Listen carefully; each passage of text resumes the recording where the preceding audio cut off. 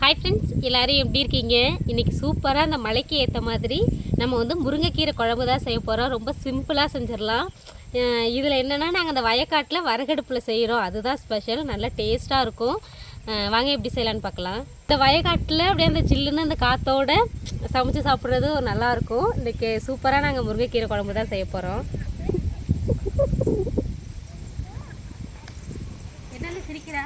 முருங்கைக்கீரை குழம்புக்கு வந்து எல்லாமே ரெடி பண்ணி வச்சுருக்கேன். நான் புளி கரைச்சி வடிகட்டி வச்சுருக்கேன். ஒரு தக்காளி பழம் எடுத்து வச்சுருக்கேன். இது நல்லா கரைச்சிக்குவோம். சின்ன வெங்காயம், பூண்டு, வரமிளகாய், அப்புறம் முருங்கைக்கீரை, இதுதான் தேவையான பொருள். நம்ம குழம்பு தூளுக்கு வந்துட்டு நம்ம மண்ணை மாமி மசாலாவை பயன்படுத்தி நம்ம வந்து இன்றைக்கி முருங்கைக்கீரை குழம்பு செய்ய போகிறோம். மசாலா கலந்து நல்லா தக்காளியோட கரைச்சிக்கலாம்.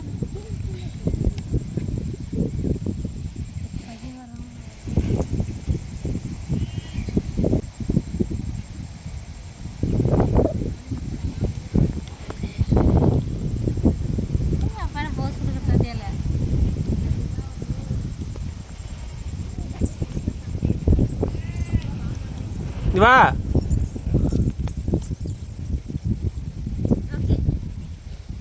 அழகா இருக்க நீ, அழகா இருக்க. நீ அழகு பிள்ளையா? நீ வா, நீ அழகு பிள்ளையா? அழகு பிள்ளை தானே நீ? இங்கே என்ன பாரு, மாமா பாரு, அழகு பிள்ளை தானே நீ? அழகு இல்லையா நீ? மாமாவை கட்டிக்கிறியா? மாமாவை கட்டிக்கிறியா? கட்டிக்க மாட்டியா? எண்ணெய் நல்லா சூடாயிடுச்சு. தாளிக்க வெந்தயம் சேர்த்துக்கலாம்.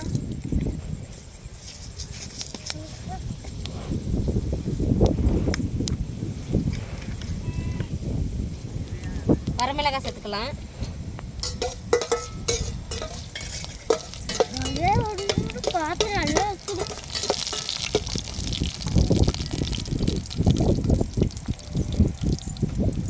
வரமிளகாய் நல்லா சவந்துருச்சு. சின்ன வெங்காயம், பூண்டு ரெண்டையும் சேர்த்துக்கலாம்.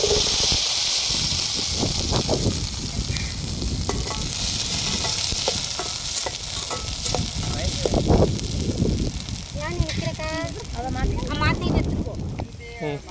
தாளிக்கு கருவேப்பிலை சேர்த்துக்கிறேன்.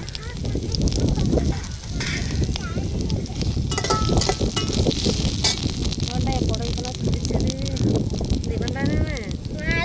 இவன்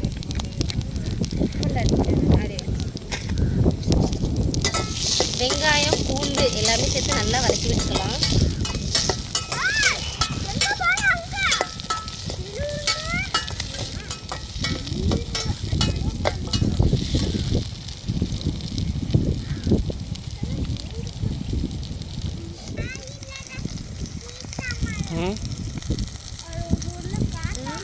புளிதண்ணியில் வந்துட்டு குழம்பு தூள், அப்புறம் தக்காளி சேர்த்து நல்லா கரைச்சிக்கலாம். உட்காரம் உள்ள அந்த புகை ரொம்ப அடிக்குது. காற்றடிக்கிறதுனால புகை சுற்றியாக இருக்குது.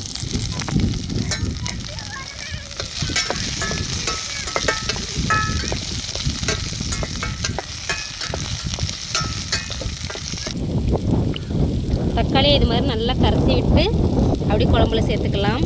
இப்போ வந்துட்டு வெங்காயம், பூண்டு ரெண்டுமே வதங்கிடுச்சு, சேர்த்துப்போம்.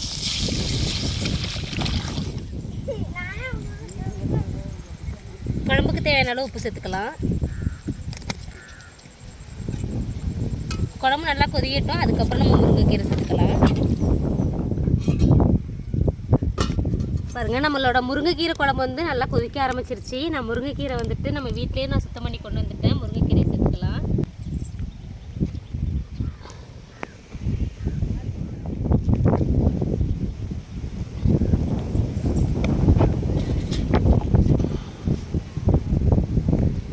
கீரை சேர்த்து குழம்பு ஒரு 10 நிமிஷம் கொதியட்டும். அதுக்கப்புறம் நம்ம இறக்கிக்கலாம். பார்க்கவே நல்லா இருக்கு. நல்லா கொதியட்டும்.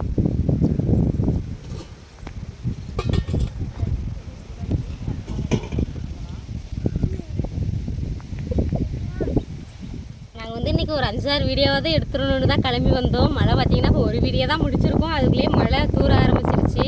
ஒரு 2 மணி நேரம் மழை இல்லாமல் இருந்ததுன்னா நாங்கள் ஓரளவு வீடியோ எடுத்துகிட்டு வீட்டுக்கு போயிடுவோம். என்ன பண்ணுறதுன்னு தெரியல, பார்ப்போம்.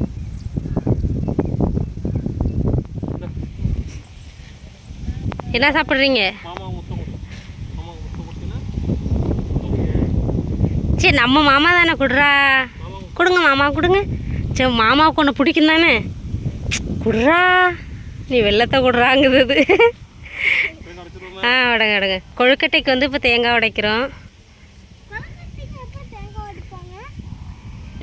நல்ல பெரிய தேங்காய்னா. வா சூப்பராம்மா, செம செம செம செம சூப்பராக ஒரே அடியில் அடிச்சிட்டாங்க.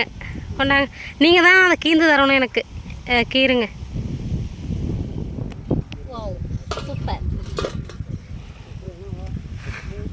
பாருங்கள், நம்மளோட முருங்கைக்கீரை குழம்பு சூப்பராக ரெடி ஆகிடுச்சு. இறக்க வேண்டியதான். நல்லா சுட சுட சாப்பாட்டோட போட்டு சாப்பிட்டோம்னு வச்சுக்கோங்க, செம்ம டேஸ்ட்டாக இருக்கும். நல்லா வாசம் தூக்குது, பூண்டு வாசம், வெங்காய வாசம்லாம்.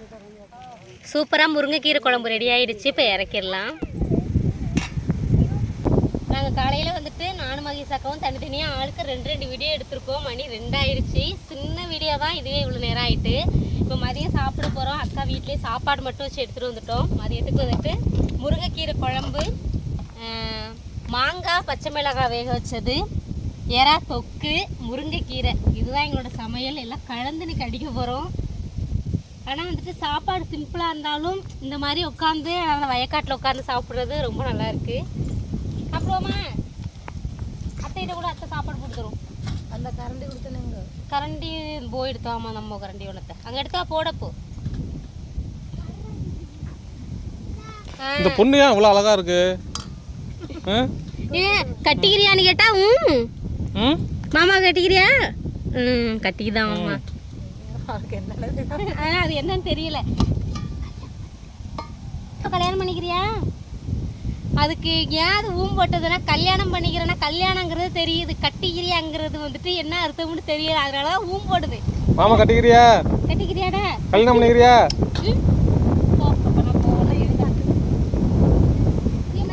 ஏதோ 4 நாளைக்கு நாங்கள் தங்குற மாதிரி ஒரு செம்மடம் இருக்குமா சாப்பாடு.